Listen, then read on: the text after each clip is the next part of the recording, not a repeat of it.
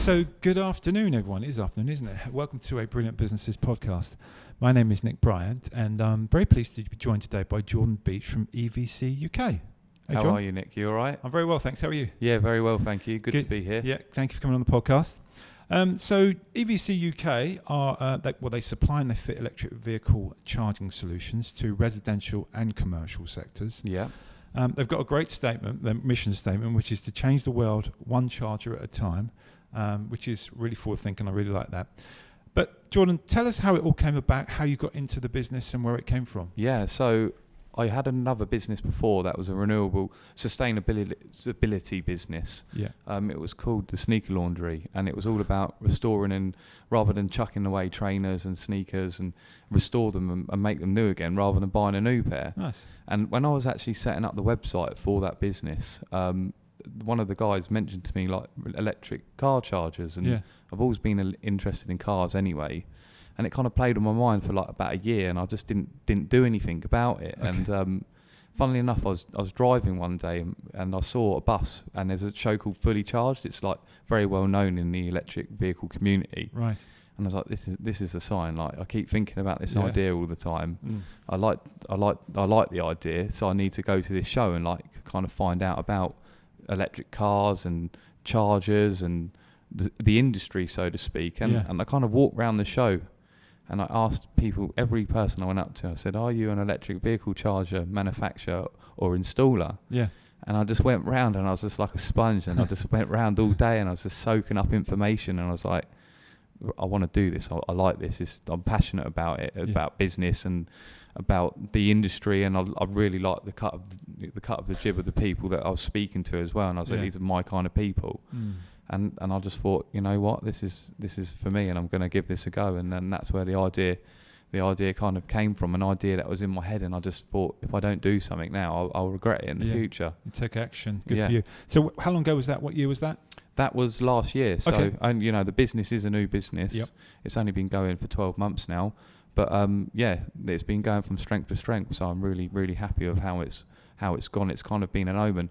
I mean, I probably shouldn't say actually, just it was an omen as well, because when I turned up to the Fully Charged show, I hadn't bought a ticket. And I went into the show and the card machine was down. She said, "No, just go in, but don't tell anyone." So I've told a few people now. Yes. But I was like, it's all kind of been an omen, you know, from day one. Yeah. So it's just, you know, it's been brilliant. The planets aligned, as they say. The planets aligned. Yeah, exactly good.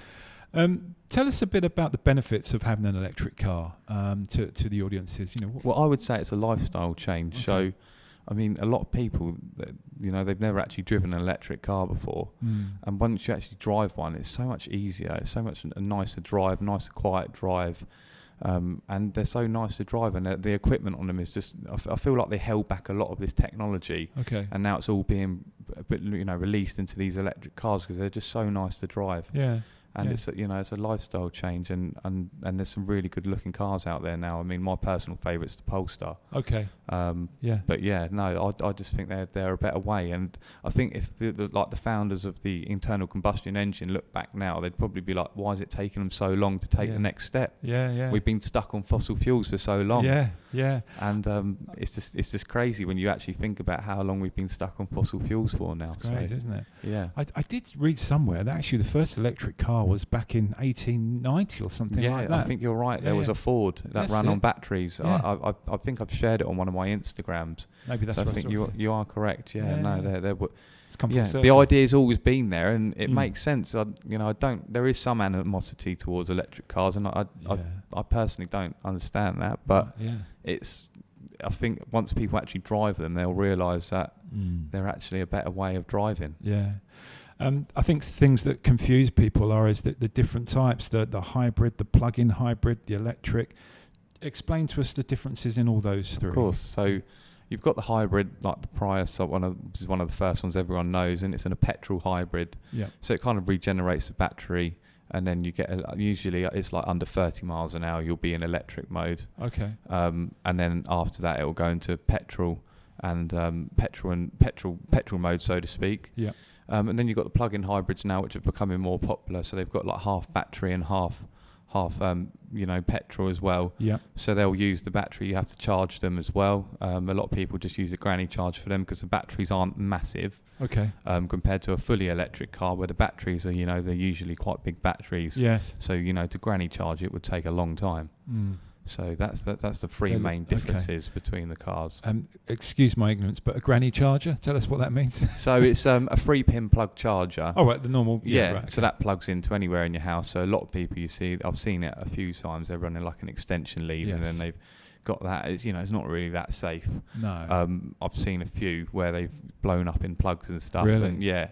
But it's I can understand it on like when you've got a plug-in hybrid, you might not need to charge that often.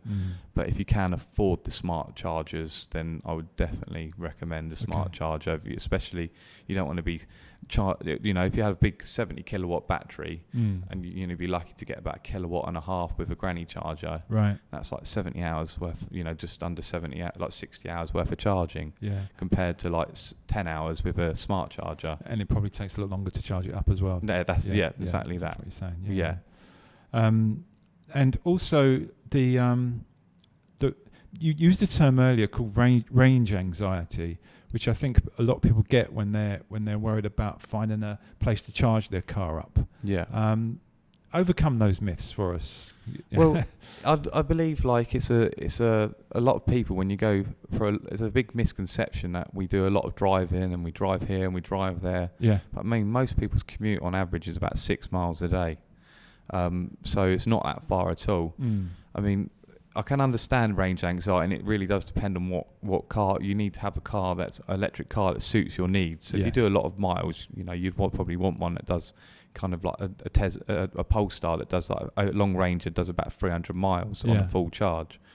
But if you obviously don't do as many miles, you don't need as big a battery. But if you were doing like a long drive anyway, so if you were going to go to like Scotland or Devon or wherever you are, depending, that's a long drive for me because I'm in the southeast. So then you never just drive straight away. It's all the way there, do you? You always have a stop-off break anyway. So it's more of like a culture change, and it's a good way to have a proper rest break as well because it's very tiring driving, and you do need a proper rest break, and with petrol you might just fill up and go again. Of course, yeah. And then you're tired, and then that's not good for anyone really. True, that's a good way of looking at it. So when you stop to charge your car wherever you planned it to, it can take up to 45 minutes to charge it Super up? Fast charging it can be even quicker than that. It really does depend on what chargers there. I mean, some of them are doing 200 kilowatts an hour. Right. So if you can imagine that 200 kilowatts an hour, and you've got you'd be done in 20 minutes. Yeah, absolutely. So a lot of people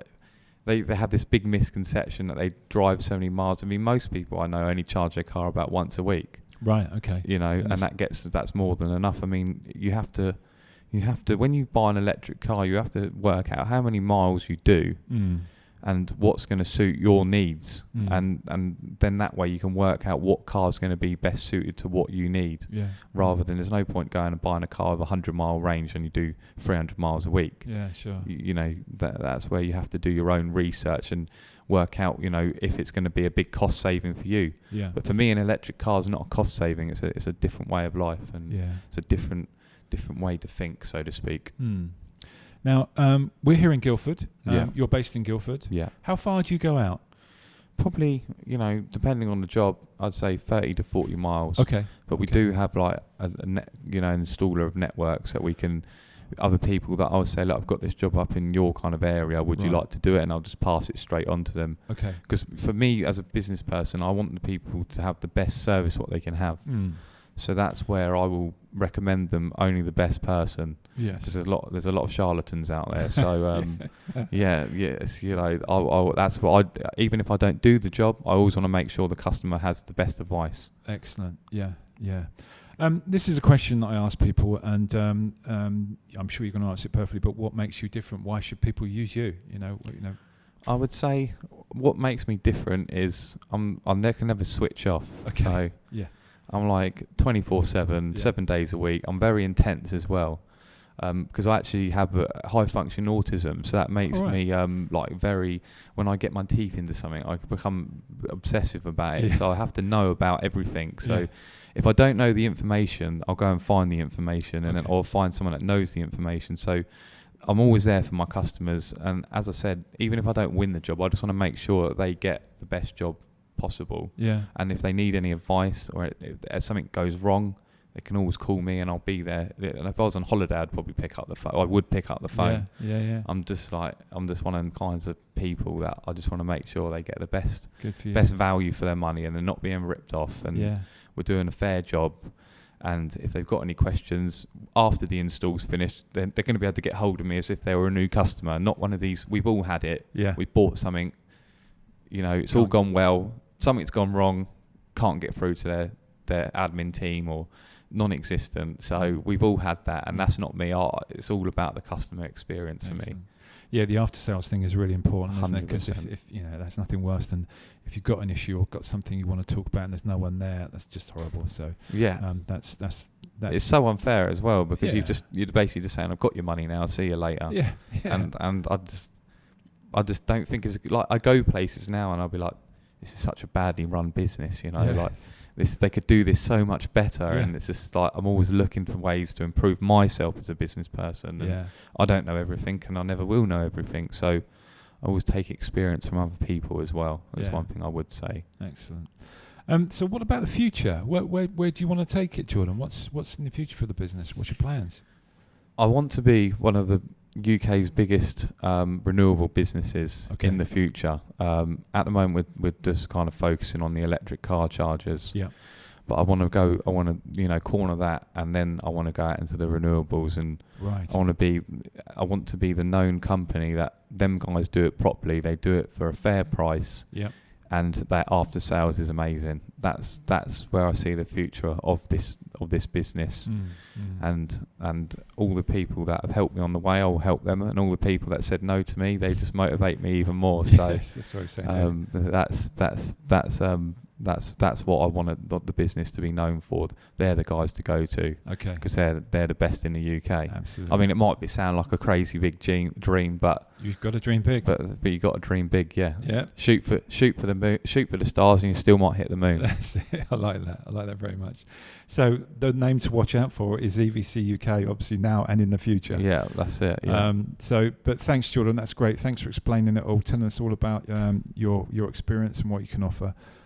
It's been great to have you on the podcast. I really appreciate it. Brilliant. Thank you very much, Nick. So all Jordan's details will be on this podcast, underneath this podcast, and on the Brilliant Businesses website. If you've got any questions or you need an electric vehicle charger, of course, or anything about that, Jordan, well, as he said, you just bring them up. Even if they just need advice, they're going with someone else, but they're not sure if they're being ripped off, just give me a call. I'll help you out. Yeah. We don't have to do business together, as long as I know I've got that time and that team behind me where I can give you that help as well. So it's just the way I am. What you do good and you'll receive good in the future. Yeah, absolutely. Yeah. So thanks very much, and we'll see you for another podcast soon. Thanks very much. Brilliant. Thank Cheers, you, John. Cheers.